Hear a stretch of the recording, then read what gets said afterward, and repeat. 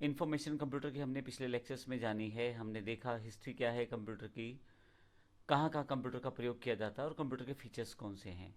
इस सेशन में हम बात करने वाले हैं क्लासिफिकेशन ऑफ कंप्यूटर्स के बारे में, अर्थात कंप्यूटर का वर्गीकरण किस आधार पर किया जाता है। हम कंप्यूटर को मुख्यतः तीन आधार पर बांट सकते हैं। पहला, एप्लीकेशन के आधार पे कि किस प्रकार उसका प्रयोग किया जाए, पर्पस के आधार पे उसको प्रयोग करने का पर्पस क्या हो, और साइज़ के आधार पे उसके साइज़ पे आधार पे भी हम उसको क्लासिफाई कर सकते हैं। तो मुख्यतः तीन तरह से कंप्यूटर का वर्गीकरण किया जा सकता है। क्लासिफाई कंप्यूटर को तीन तरह से किया जा सकता है। सबसे पहले बात करते हैं एप्लीकेशन के आधार पे। कंप्यूटर किस तरह से प्रयोग किया जाएगा, इस आधार पे हम एप्लीकेशन के आधार पे कंप्यूटर को बांट सकते हैं तीन भागों में। पहला एनालॉग, दूसरा डिजिटल और तीसरा हाइब्रिड। सबसे पहले एनालॉग कंप्यूटर की बात करते हैं। ऐसे कंप्यूटर जो भौतिक मात्राओं को माप लेते हैं, जैसे बाहर का टेम्परेचर, हवा का प्रेशर, ये सब चीज़ें मापते हुए उन्हें एनालॉग डिवाइसेस की ज़रूरत रहती है। तो ऐसे ही कंप्यूटर को एनालॉग कंप्यूटर कहा जाता है। एनालॉग कंप्यूटर का प्रयोग जो रहता है मुख्यतः साइंस और इंजीनियरिंग की फील्ड में ज़्यादा किया जाता है। उसका रीज़न ये है कि कंप्यूटर ये जो अनुमान प्राप्त करते हैं, जैसे हवा का प्रेशर है या टेम्परेचर है बाहर, उन सब के लिए उसे साइंटिफिक इंस्ट्रूमेंट्स का प्रयोग भी करना पड़ता है। इसका एक एग्जांपल एक पेट्रोल पंप पे लगा हुआ एनालॉग कंप्यूटर, जिसमें पंप से निकलने वाले पेट्रोल की मात्रा को बताया जाता है। उसको वो लीटर में कन्वर्ट करके आपको स्क्रीन पे दिखा देता है, और फाइनली उसके साथ प्राइस जुड़ा होता है, तो नीचे की तरफ प्राइसिंग भी कैलकुलेट करके खुद ही बता देता है। थर्मोमीटर, स्पीडोमीटर एनालॉग कंप्यूटर के ही एग्जाम्पल हैं। दूसरा जो एप्लीकेशन आधार पे कंप्यूटर है वो है digital computer. Digital computer high speed programmable computer है, जो आजकल हम लोग प्रयोग भी करते हैं। जैसे मैथमेटिकल कैलकुलेशंस को करना है अगर हमें, तो हमें डेटा और इन्फॉर्मेशन का प्रयोग करना पड़ेगा। ऐसे केस में डेटा और इन्फॉर्मेशन को स्टोर किया जा सकता है। जब कोई कमांड या इनपुट दिया जाता है तो वो उस डेटा और इन्फॉर्मेशन को मशीन लैंग्वेज में कन्वर्ट कर देते हैं। मशीन लैंग्वेज यानी कि बाइनरी लैंग्वेज, 0 1 से बनी हुई लैंग्वेज रहती है, इसीलिए इसे बाइनरी सिस्टम भी कहा जाता है इस लैंग्वेज को। आज के युग में जो डिवाइसेस चलती हैं, जैसे डेस्कटॉप कंप्यूटर, पर्सनल कंप्यूटर यानी कि आपका पीसी, लैपटॉप, मोबाइल, ये सब डिजिटल कंप्यूटर के एग्जाम्पल्स हैं, जहाँ पे आपको डिजिटली इंफॉर्मेशन को प्रयोग करके दिखाया जाता है। आपको इनपुट दें, उस पर कंप्यूटर कार्य करेगा या मोबाइल कार्य करेगा आपका, और वापसी पे आपको उसका आउटपुट देगा। तो ये बेसिकली डिजिटल कंप्यूटर का एग्जाम्पल है। क्लासिफिकेशन ऑफ कंप्यूटर में एप्लीकेशन के आधार पे तीसरा जो कंप्यूटर रहता है वो रहता है हाइब्रिड कंप्यूटर। हमने एनालॉग कंप्यूटर देखा, डिजिटल कंप्यूटर देखा, हाइब्रिड कंप्यूटर इन दोनों का मिला जुला रूप है। यह एनालॉग कंप्यूटर की तरह भौतिक मात्राओं को मापेगा, फाइनली उन्हें नंबर में चेंज करेगा, और डिजिटल कंप्यूटर की तरह फिर से डिजिट्स के रूप में कंप्यूटर तक ले आएगा। उसके पश्चात उस डेटा को हम प्रयोग करते हैं। तो एक तरह से दोनों की विशेषताएं इसमें शामिल रहती हैं। इनपुट प्राप्त करना एक एनालॉग कंप्यूटर की तरह, और डेटा प्रोसेस करना एक डिजिटल कंप्यूटर की तरह। इसका एग्जाम्पल, जैसे किसी पेशेंट्स के सिम्टम्स को टेम्परेचर या ब्लड प्रेशर के साथ मापते हैं हम, यह काम एनालॉग कंप्यूटर के द्वारा किया जा सकता है या एनालॉग डिवाइसेस के द्वारा किया जाता है।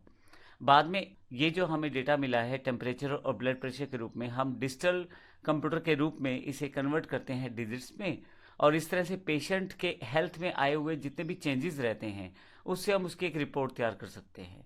मेडिकल फील्ड में ईसीजी, डायलिसिस मशीन, इस सब का एग्जाम्पल है। तो इसका अर्थ ये हुआ कि पेशेंट से जो जानकारी ली गई वह एनालॉग आधार पर ली गई, जैसे उसका ब्लड प्रेशर मापा गया या उसका टेम्परेचर चेक किया गया। फाइनली उस डेटा को कंप्यूटर तक एक डिजिट्स में कन्वर्ट किया गया, जो डिजिटल कंप्यूटर का पार्ट रहता है। उसके पश्चात पेशेंट्स की एक रिपोर्ट तैयार की गई और एक डेटा को एनालाइज किया गया। हाइब्रिड कंप्यूटर इन कार्यों को बड़ी आसानी से कर पाता है। तो ये था हमारा पहला एप्लीकेशन के आधार पे कंप्यूटर का क्लासिफिकेशन। अगर हम कंप्यूटर को पर्पस के आधार पे क्लासिफाई करें यानी कि बांटे, तो फिर हमारे पास दो तरह के कंप्यूटर रहते हैं, जनरल पर्पस और स्पेशल पर्पस। जनरल पर्पस की बात करें, वो कंप्यूटर जो मोस्टली सारे कार्य, नॉर्मल कार्य जो कर लेता है, जनरल कार्य, उसे जनरल पर्पस कंप्यूटर कहते हैं। जैसे हमारे पास इलेक्ट्रॉनिक गैजेट्स हैं आजकल, मोबाइल है, लैपटॉप है, या हमारा पीसी है, जो हमारे डेली रूटीन के कामों में हमारी हेल्प करते हैं। आपको प्रिंट आउट लेना है, कोई बायोडाटा टाइप करना है, कोई स्प्रेडशीट यानी कि एक्सेल शीट तैयार करनी है, नॉर्मल कार्य जो करने हैं वो जनरल कंप्यूटर बड़ी आसानी से कर लेता है। तो इस तरह के जो डे टू डे रूटीन के कार्य हम जिस कंप्यूटर में कर पाए वो जनरल पर्पस कंप्यूटर कहलाएगा। दूसरे हमारे पास है स्पेशल पर्पस कंप्यूटर। ये वो कंप्यूटर है जो पर्टिकुलर कार्य में माहिर होते हैं, यानी कि एक पर्टिकुलर काम के लिए ही इनका प्रयोग किया जाता है। इस कंप्यूटर का जो सीपीयू रहता है वो पर्टिकुलरली उसी तरह के कार्य के हिसाब से मैनेज करता है चीज़ों को। इस कारण से सीपीयू की जो कैपेसिटी रहती है वो भी खास रहती है उस पर्टिकुलर टास्क के अकॉर्डिंग जो उसको कंट्रोल करना है। जैसे ट्रैफिक सिस्टम को कंट्रोल करना है तो उसका जो सीपीयू रहेगा वो अलग तरह का बिहेव करेगा और अलग कैपेसिटी का रहेगा। एग्रीकल्चर के प्रोडक्ट्स यूज़ करने हैं किसी जगह पे तो उसके लिए सीपीयू अलग तरीके से बिहेव करेगा, लेकिन उसके लिए अलग कैपेसिटी इस्तेमाल की जाएगी। इस तरह से इंजीनियरिंग में जो प्रयोग किए जाते हैं कंप्यूटर, उनके जो कैपेसिटी या उनका जो प्रोसेस का तरीका होता है वो डिफरेंट होता है। तो ये पर्टिकुलर चीज़ें जो हम लोग करते हैं उसके लिए प्रयोग किए जाने वाले जो कंप्यूटर रहते हैं उन्हें स्पेशल पर्पस कंप्यूटर कहते हैं। रिसर्च में, वेदर फोरकास्टिंग में, इन सब जगह पे, स्पेस साइंस में स्पेशल सीपीयूज को प्रयोग किया जाता है जिनका कार्य एक स्पेशल तरह की टास्क को परफॉर्म करना है। तो ऐसे कार्य करने वाले कंप्यूटर्स को स्पेशल पर्पस कंप्यूटर कहा जाता है। अगला जो वर्गीकरण है यानी कि क्लासिफिकेशन है वो साइज के आधार पे है। Micro computer, mini computer, main frame computer और सुपर कंप्यूटर, ये चार इसके एग्जाम्पल हैं। सबसे पहले माइक्रो कंप्यूटर प्रयोग करते हैं। सबसे पहले माइक्रो कंप्यूटर की बात करते हैं। टेक्नोलॉजी में जब से इंटेल कंपनी ने माइक्रो प्रोसेसर्स प्रयोग करने शुरू किए हैं या हमें मिले हैं तो उसके पश्चात से हमारे माइक्रो कंप्यूटर बड़े इंपॉर्टेंट हो गए हैं। ऑलमोस्ट सभी टास्क जो हमें डे टू डे रूटीन के करने हैं वो सारे हम माइक्रो कंप्यूटर से कर लेते हैं। माइक्रो कंप्यूटर के एग्जांपल में अगर हम बात करें, पीसी, लैपटॉप, नोटबुक कंप्यूटर, ये स्मार्टफोन, ये सब माइक्रो कंप्यूटर के एग्जांपल्स हैं। साइज में छोटे हैं और स्पीड में फास्ट है, इतने कि हमारे डे टू डे रूटीन सारे कार्य बड़ी जल्दी कुछ सेकंड्स में परफॉर्म कर देते हैं। आज की डेट में बात करें तो माइक्रो कंप्यूटर को इस तरह से बना दिया गया है कि आपकी घड़ी तक के साइज में वो आ सकता है। तो इस तरह से ये माइक्रो कंप्यूटर का हमारा पहला क्लासिफिकेशन है साइज के आधार पे। लेकिन अगर थोड़े से बड़े कंप्यूटर की बात करें तो मिनी कंप्यूटर बन जाएगा। मिनी कंप्यूटर थोड़ा सा प्राइस और साइज दोनों में थोड़ा सा बड़ा रहेगा, परंतु इन्हें पर्सनल यूज़ में नहीं लाया जाता। माइक्रो कंप्यूटर जो हमने पहले पढ़े हैं वो पर्टिकुलरली पर्सनल यूज़ के लिए प्रयोग किए जाते हैं, लेकिन मिनी कंप्यूटर पर्सनल यूज़ के लिए प्रयोग नहीं किए जाते। इनका प्रयोग मुख्यतः कंपनियां ही करती हैं, और जैसे HP 9000, RISC 6000, bull HN DPX2, AS4000, AS400, ये मिनी कंप्यूटर के कुछ एग्जांपल्स हैं। क्योंकि कंपनियों में कार्य बड़ी फास्ट करना होता है और बहुत सारे कार्य हो सकता है एक ही टाइम पे करने हो, तो मिनी कंप्यूटर यहाँ पे बेस्ट रहता है। क्योंकि प्राइस में ज़्यादा रहता है तो पर्सनल व्यक्ति को उसका जरूरत भी नहीं पड़ती, और इतना तेज़ कंप्यूटर लेके या इतना फास्ट कंप्यूटर लेके एक नॉर्मल व्यक्ति कार्य भी नहीं लेना ऐसा।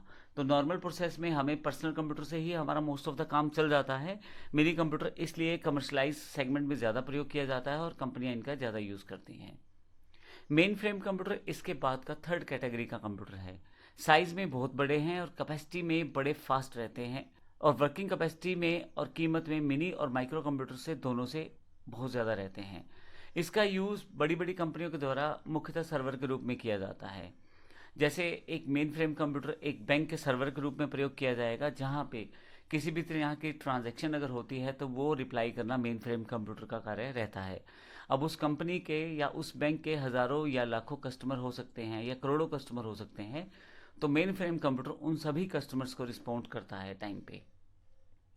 इसके अलावा मेन फ्रेम कंप्यूटर का प्रयोग जैसे अकाउंट्स की डिटेल रखने या बिल्स को भेजने या लेबर्स को पे आउट करने में, ये छोटे छोटे एग्जाम्पल्स हैं जिनका प्रयोग किया जाता है। लेकिन मुख्यतः इसका प्रयोग किया इसलिए जाता है क्योंकि ये साइज़ में बड़े हैं, बहुत ज़्यादा फास्ट हैं, वर्किंग कैपेसिटी बहुत ज़्यादा है। तो एज अ सर्वर इन्हें मुख्यतः कंपनियां प्रयोग करती हैं ताकि जो बाकी लोग हैं उन कंप्यूटर से कनेक्ट होकर अपना कार्य आसानी से कर पाएं। इसमें CDS, साइबर, IBM 4381, यूनिवेक 1110, ये इसके मुख्य एग्जाम्पल्स हैं। अगला जो क्लासिफिकेशन ऑफ कंप्यूटर के अंतर्गत साइज के आधार पे जो अगला पार्ट हम लोग देख रहे हैं वो सुपर कंप्यूटर है। ये सुपर कंप्यूटर सब कंप्यूटर से बड़ा कंप्यूटर है और सुपर कैपेसिटी और सुपर फास्ट है। सुपर कैपेसिटी सुपर कंप्यूटर का यूज़ जो रहता है वो मुख्यतः साइंटिफिक और रिसर्च लेबोरेटरीज में किया जाता है, और इसका प्रयोग भी फर्दर रिसर्च सेगमेंट में किया जाता है। एग्जाम्पल जैसे वेदर फोरकास्टिंग है, या कुछ प्रोडक्शन क्वालिटी या कुछ क्वालिटी प्रोडक्शन है, या कुछ एनिमेशनल इमेजेस को बनाना है, तो ऐसे कार्यों के लिए सुपर कंप्यूटर का प्रयोग किया जाता है। बहुत ही टेडिशियस टास्क रहते हैं और ये नॉर्मल टास्क नहीं रहते, पर्टिकुलर टास्क रहते हैं। तो सुपर कंप्यूटर इतने बड़े बड़े टास्क को बड़ी अच्छी तरह से परफॉर्म करता है। भारत में परम कंप्यूटर का 12 फॉर्म जो है वो परम 10,000 है। असल में ये हमारा एक सुपर कंप्यूटर है इंडिया का। क्रे 2, NEC 500, ये सुपर कंप्यूटर के अन्य एग्जाम्पल्स हैं। तो इस तरह से इस सेशन में हमने कंप्यूटर की क्लासिफिकेशन पढ़ी है, जो तीनों आधार पे, एप्लीकेशन आधार पे, पर्पस के आधार पे और साइज के आधार पे हमने पढ़ी है। धन्यवाद।